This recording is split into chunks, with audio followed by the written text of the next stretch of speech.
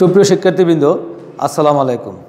বিআরইসি online school 2004 online ক্লাসে তোমাদেরকে আবারও স্বাগতম। তোমাদের সাথে আছি আমি গোলাম সাদেক, সহকারী শিক্ষক, Brahmanbaria residential school and college.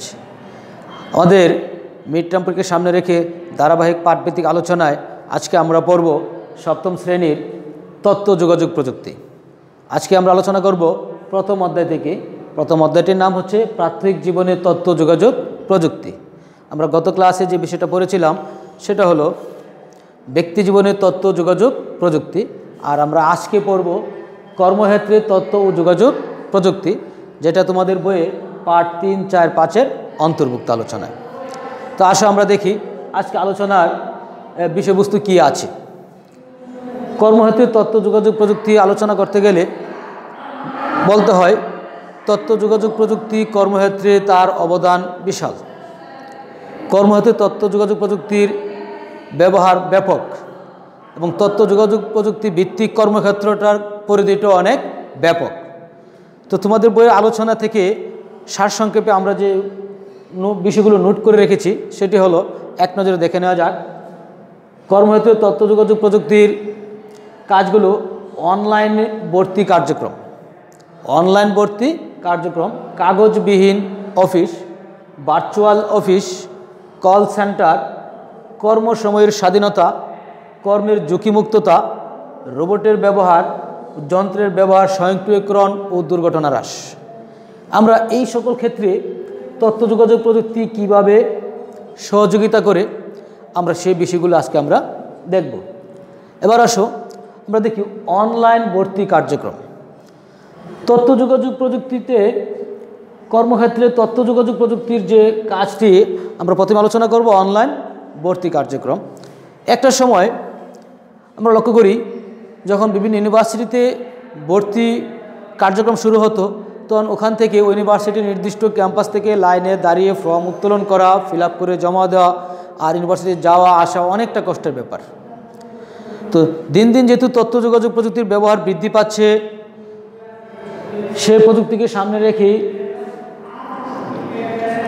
2009 সালে শাহজালাল বিজ্ঞান ও প্রযুক্তি বিশ্ববিদ্যালয়ে ঠিক করে যে তারা পুরো ভর্তি প্রক্রিয়াটি অনলাইন ভিত্তিক কার্যক্রমের মাধ্যমে সম্পন্ন করবে, তারা সেখানে কাগজের ব্যবহার করবে না।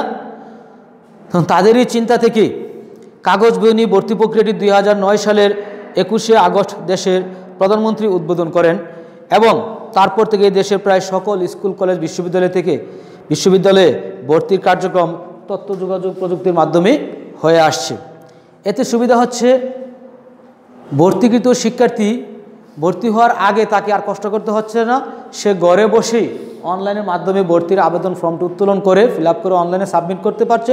তাকে শুধু পরীক্ষার সময় ওই প্রতিষ্ঠানে উপস্থিত হতে হয়, তারপরে সরাসরি গিয়ে ভর্তি হতে পারে রেজাল্টে পাওয়ার পরে। তো এটা ছিল কর্মক্ষেত্রে তথ্য যোগাযোগ প্রযুক্তির একটি অবদান। তারপর আসলে আমরা দেখি কাগজবিহীন অফিস। একটা সময় অফিসে কাগজের ব্যবহার অনেক ব্যাপক ছিল, এখনও ব্যবহার আছে। দিন দিন এই ব্যবহারটা আস্তে আস্তে কমে আসছে। সেটা হচ্ছে তথ্য যোগাযোগ প্রযুক্তির কারণে। কারণ মানুষ বিনোদনের সহিত কাজ করার যদি সুযোগ পায় তাহলে নিরানন্দভাবে কে কাজ করবে। তো এখন প্রায় অফিসগুলোতেই কাগজের ব্যবহারটা কমে আসে, সে কম্পিউটারের মাধ্যমে লেখালেখির মাধ্যমে কাজটা তারা করতে পারছে। তো এটা ছিল কাগজবিহীন ভর্তির অফিস। সেটা কাগজের ব্যবহার না করে অফিসের কাজকর্ম প্রায় এই বিষয়টি আমাদের দেশে মাত্র শুরু হলো, ধারণাটি কিন্তু নতুন নয়। সেটি 1975 সালে বিজনেস উইক নামের একটি ম্যাগাজিন প্রথমবার এ সম্পর্কে একটি প্রবন্ধ পাবলিশ করেন। তখন সেটি ছিল অনেকটা কল্পবিজ্ঞানের মতো, কারণ এটি বাস্তবে রূপ দিতে হলে অফিসের সবার কাছে কম্পিউটার থাকতে হবে এবং সেটি তখন কেউ চিন্তা করতে পারতো না। এখন কিন্তু সেটি বাস্তব। এখন অনেক অফিস পুরোপুরি কাগজবিহীন অফিসে পাল্টে গেছে। অফিসের কাগজে কিছু লিখতে হয় না, কম্পিউটারে লিখে একজন আরেকজনের কাছে তথ্য পাঠিয়ে দেয়। কম্পিউটারগুলোর নেটওয়ার্ক দিয়ে একটির সাথে আরেকটি যুক্ত থাকে, আর এভাবেই তথ্যগুলো পাঠিয়ে দেওয়া যায়। আর এতে আরেকটা বিষয় আসছে, কাগজ তৈরি হয় গাছ থেকে, তাই যখন কাগজ বেঁচে যায় তখন গাছ কাটাও বেঁচে যায়, পরিবেশটা থাকে অনেক সুন্দর। এর ফলে পরিবেশের ভারসাম্য তো নষ্ট হয় না, আর রাসায়নিক দ্রব্য নিয়ে পরিবেশের দূষণও হয় না। তারপরে আসে আমরা দেখি ভার্চুয়াল অফিস। ভার্চুয়াল অফিস হচ্ছে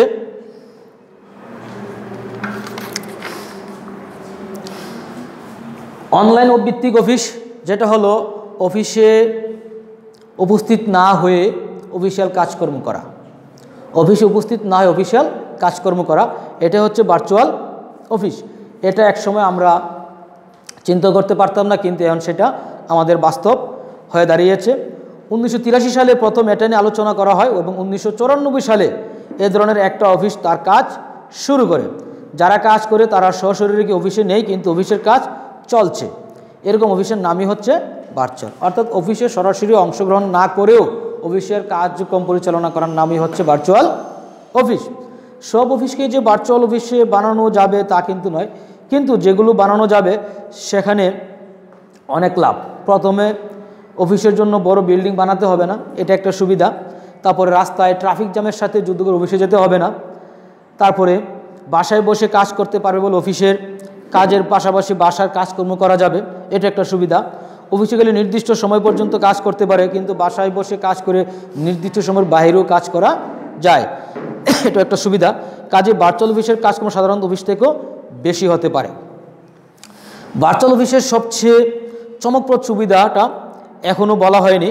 সাধারণ অফিসে যারা কাজ করে তাদেরকে অফিসের কাছাকাছি থাকতে হয়, কিন্তু ভার্চুয়াল অফিসে কাজ যারা করে তারা অফিসের কাছাকাছি থাকার প্রয়োজন নাই, দূরবর্তী কোনো দেশে থেকেও অফিসের কার্যক্রম পরিচালনা করা যায়। কাজে এক অফিসের একজন হয়তো এক এক শহরে থাকে, কিন্তু সত্যি কথা বলতে কি অনেক অফিসে কিন্তু এভাবে কাজ করে থাকে। পৃথিবীটা যেহেতু তার অক্ষের উপর ঘুরে, তাই এক পৃষ্ঠে যখন দিন অন্য পৃষ্ঠে রাত। দিনের বেলা হয়তো একদল অফিস করে ঘুমাতে গেল, তখন অন্য পৃষ্ঠের অন্য দল ঘুম থেকে উঠে কাজ শুরু করে দিল, আর যার অর্থ অফিসটা 24 ঘন্টায় চলছে। যেহেতু ভার্চুয়াল অফিসে সরাসরি অংশগ্রহণ করা হয় না, অফিসিয়াল কার্যক্রম অনলাইনের মাধ্যমে করা হয়, একের পর এক ধাপে ধাপে একদল কাজ শেষ করার পর আরেক দল কাজ শুরু করতে পারে তার অফিস থেকে। আর পৃথিবী যেহেতু ঘুরে আসছে, তাহলে একদল ঘুমাতে যাবে, আরেকদল ঘুম থেকে উঠে কার্যক্রম শুরু করে দিবে। এইগুলো ভার্চুয়াল অফিসের সুবিধা। তারপর আসুক কল সেন্টার। আজকাল কল সেন্টার বলে প্রায় একটা কথা শোনা যাচ্ছে, আমাদের দেশে কল সেন্টার বসানোর কাজ চলছে।